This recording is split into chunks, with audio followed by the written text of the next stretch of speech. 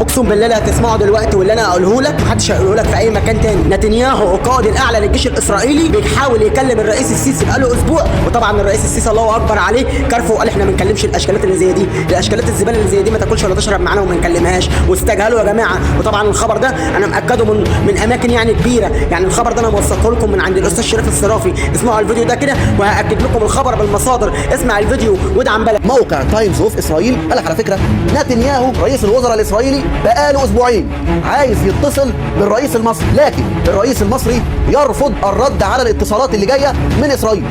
خد بالك ده مش كلامي انا ولا هي مصادر، ده الكلام اللي بيتقال في الاعلام الاسرائيلي.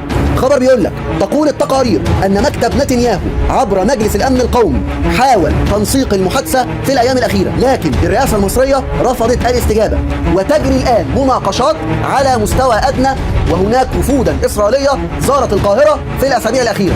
ايه السبب؟